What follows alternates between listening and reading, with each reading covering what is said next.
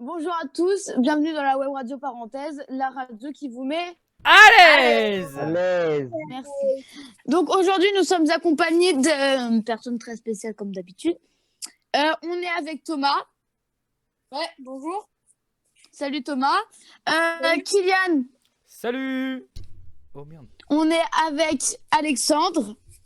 Salut. Et on est avec Cécile. Voilà, toujours Cécile, la best. vivante. Hein. C'est de la best. Oh, c'est mieux quand même. C'est la queen. Alors, Ça me touche. pour cette émission, on va commencer par une interview qui est présentée par Alexandre et moi. Et ensuite, Kylian nous parlera de son sujet. C'est parti. Donc, pour cette interview, on a eu l'idée d'aller à la rencontre du nouveau directeur du musée de l'horlogerie, puisque le musée a un nouveau directeur, pour le connaître un petit peu mieux et puis qu'il puisse être présenté aussi à nos auditeurs. Donc, on vous laisse écouter cette petite interview réalisée par Charlotte et Alexandre. Et on a fait ça le 3 février. Donc, on vous Boum. laisse C'est écouter cette parti. super interview de professionnels journalistes. C'est du travail de professionnel. Aujourd'hui, nous sommes au musée de l'horlogerie à Esséna pour faire une interview avec le nouveau directeur du musée. Bonjour. Bonjour. Pouvez-vous vous présenter s'il vous plaît?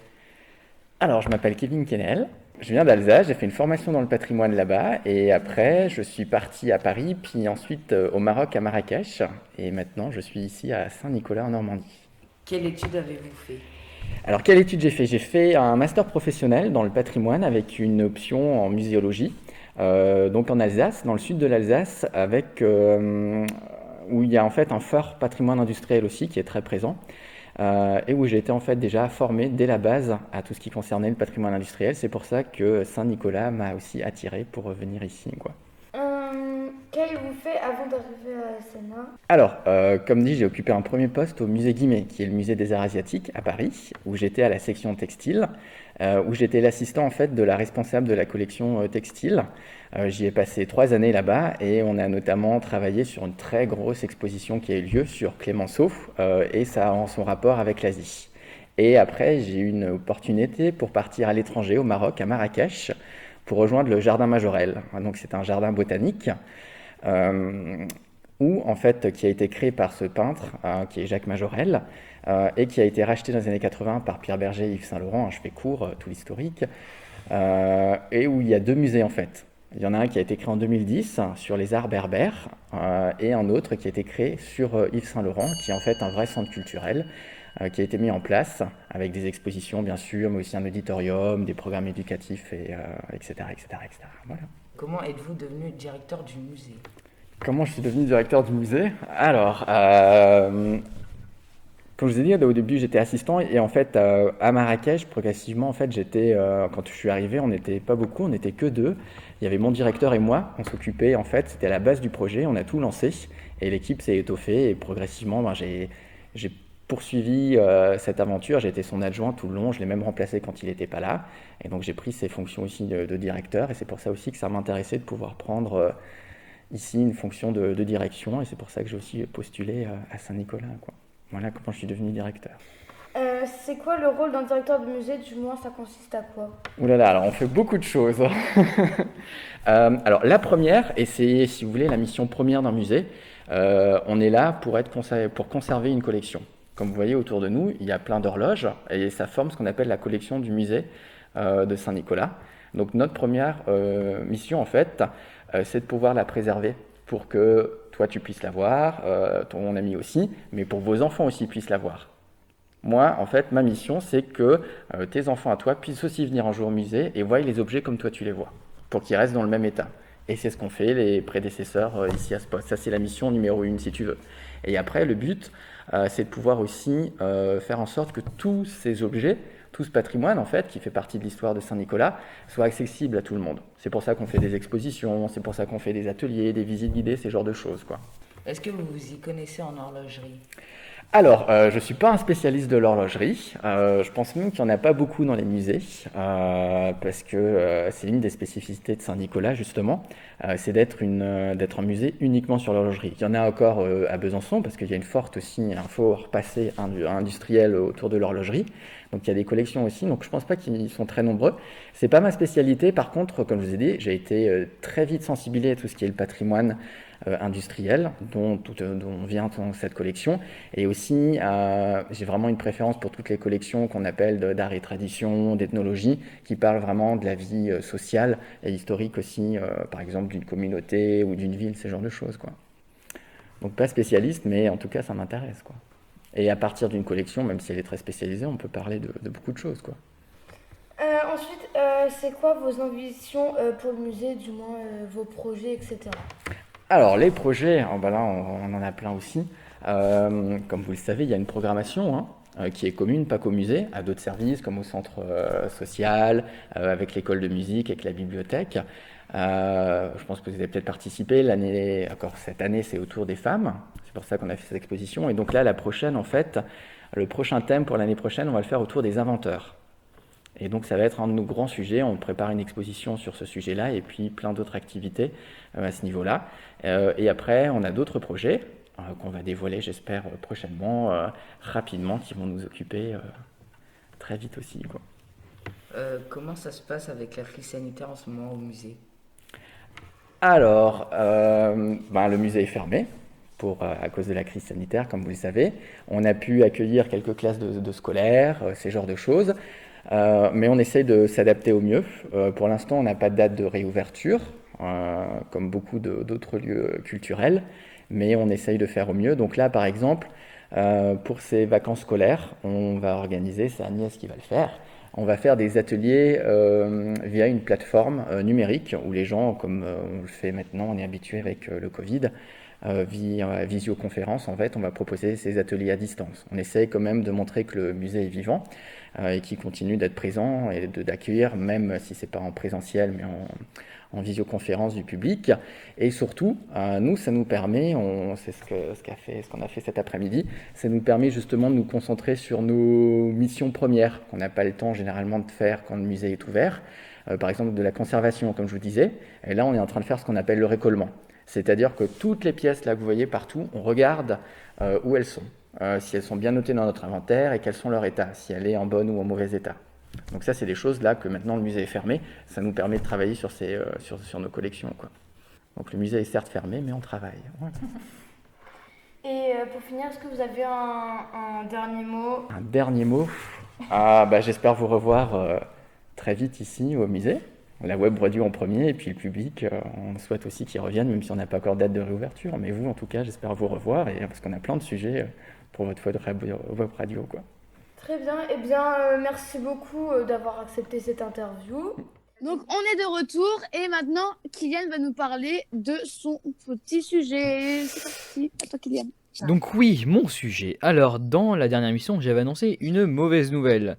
Bien sûr, quelques jours plus tard, je reçois un message en disant oui, nanana reprend la relève.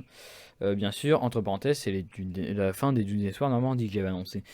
Quand j'ai appris ça, je me dis ouf, parce que voilà, sinon ça aurait été très triste vraiment si ça n'existait plus, mais en tout cas, c'est resté. C'est resté. C'est resté dans ton cœur. C'est ça. C'est pas parti loin, c'est resté. Donc les dunes d'espoir, l'antenne en tout cas en Normandie, va pouvoir continuer d'exister. C'est ça. Ça, c'est une bonne nouvelle. Super nouvelle. Pour les jeunes qui peuvent profiter du coup de cette association. C'est ça. Donc c'est des jeunes qui sont en situation de handicap, c'est ça? C'est ça. En parlant de handicap, jeudi 18 février, le jour où on tourne l'émission, donc c'est-à-dire il y a quelques heures, j'ai eu une expérience, enfin, j'ai pas une expérience, mais ce sont mes camarades de classe qui ont eu une expérience. L'expérience, c'était pendant 2 heures. La première heure, c'était l'explication de ce que c'est le handicap visuel. Il y avait 2 personnes qui sont venues du centre Normandie-Lorraine, qui est un centre et une association, pour enfants en déficience visuelle. Donc pendant 2 heures, on a un petit peu parlé, ils ont un petit peu expliqué ce que c'était. Il y avait des images de personnes qui avaient une tache à l'œil et qui voyaient pas au milieu mais qui voyaient sur les côtés. Ça c'était compliqué. Des gens qui voyaient flou. Je donne un exemple, avait la cataracte que moi j'ai eu 2 fois en plus. Je l'ai eu 2 fois et j'ai été opéré 2 fois. Ça, c'est pas dans la déficience visuelle, mais il y en a qui voient très flou, il y en a qui voient beaucoup plus clair que les gens, donc du coup ils ont mal aux yeux. Il y a aussi les non-voyants, c'est quoi que ce soit. Donc pour la première heure, on avait vu ça. Et pour la deuxième heure, on avait vu. Ils avaient apporté du matériel, des sortes de grosses lunettes, comme des lunettes de piscine, où il y avait des déficiences visuelles différentes. C'est-à-dire il y avait le flou, il y avait la tache au milieu de l'œil, dans chaque lunette, bien sûr, c'est lunette par lunette. La tache au niveau de l'œil, il y avait ceux qui avaient que des énormes difficultés à voir, c'est-à-dire ceux qui voyaient mais que du centre, ceux qui voyaient mais que de là. Là, si je montre bien la caméra, je vois que oui. Ceux qui voyaient que de là où il y a le nez. On se moque pas, s'il vous plaît. Et du coup, c'était une expérience que même moi j'ai vécu parce que j'ai mis les lunettes floues et j'ai réussi à me repérer moi-même. Alors que moi, c'est difficile déjà de me repérer. Les personnes de ta classe et toi, du coup, vous avez été mis en situation pour vous rendre compte de ce que peuvent vivre les personnes qui ont un handicap visuel. C'est ça. Et quelque chose que toi, tu vis finalement au quotidien, que C'est ça ça. peut peut-être permettre à tes camarades de comprendre aussi les choses. C'est ça. Et à la fin, on a eu tout le monde a dit leur ressenti et tout le monde a dit Ouais. oh, c'était super, j'ai appris des choses et quoi que ce soit. D'accord. Est-ce qu'il y Ils en sont a dans avant leur qui se moindre- moquaient de toi? Au début de l'année, je pense que oui, j'étais mis à l'écart, j'étais tout seul pendant la récré au début de l'année. Mais après, non, ça a été. Là, c'est bon. Là, ça va. Ben, ça, c'est une bonne nouvelle. Eh bien, merci Kylian. C'est une très bonne nouvelle. Donc là, on vous passe la musique que Thomas a choisie. Donc, c'est la musique des Enfoirés. C'est parti. Du coup, merci pour ce petit moment musical. Merci Thomas. Là, on va faire, comme d'habitude, un petit jeu. Traditionnel. Alors, Cécile va nous expliquer qu'est-ce que c'est le jeu. Hein. On refait un jeu qu'on a déjà fait il y a plusieurs émissions. C'est un thème 3 mots, enfin un truc comme ça, on va dire si on peut l'appeler comme ça. Donc on va se donner un thème et du coup celui qui est interrogé doit trouver 3 mots en rapport avec le thème et s'il ne les trouve pas, eh bien il a perdu. Et le perdant anime donc la prochaine émission. Prochaine émission. Ah ouais. Je sens que ça va être Pardon. Faut pas être défaitiste. Regarde, je commence par toi, Thomas. Thomas, je te donne comme thème voiture. Et tu dois me trouver 3 mots en rapport avec voiture. roue, volant, vitesse. Et voilà, facile. Donc à Malin toi, choisi. Thomas, tu choisis quelqu'un et tu choisis un thème. 3 mots avec centre social. À qui? À Charlotte. Cécile, Rachida, Emeline. Alexandre, Les sœurs. Oui. le thème lit. Matelas, couverture et housse de couette. Kylian, Super. le thème c'est pompier. Lance à incendie, camion et tenue. Yes. À toi, Kylian. Cécile. Oui. Ça va pas être compliqué ça. Un musée de l'horlogerie. Horloge, Ouais. directeur et tic-tac. Alors pour Thomas, je vais dire collège. Surveillant, principal et table. À toi, Thomas, pour Charlotte. Alors, Vas-y. animaux préférés à Cécile. Le quoi? Les animaux Les animaux. Les biches. Enfin, les moutons, là. C'est des chèvres. Oh, c'est la même C'est des chose. biquettes jaunes. Mais moi, comment je peux savoir perdu. Allez. Ah non, vas-y. c'est Comment je peux savoir, moi Ah non, mais Les attends. Les chats. Et voilà, Charlotte a perdu. Du coup, C'est ça. Charlotte, tu peux désigner le prochain animateur. Ok, bah le prochain animateur, c'est Thomas. Ah bah voilà. Oh bah Thomas, prochain animateur, ok, je note, Ce sera attention. je Thomas. vais noter. Mais on lui filera un petit coup de main parce que ça sera sa première. Alors, Du coup, c'est la fin de notre mini-jeu. Conclusion, c'est Thomas qui va animer. Et on se quitte sur toutes ces bonnes nouvelles et sur cette interview. Bon bah, bisous, boujou, et à la prochaine. à la Bisous. prochaine. Salut. Juste une petite info avant de partir. La prochaine émission ne sera pas une émission de web radio, mais une émission de web TV. On Super. va bien Suspense. s'amuser. Oui. Bisous à tous. Bisous. Bisous. Salut.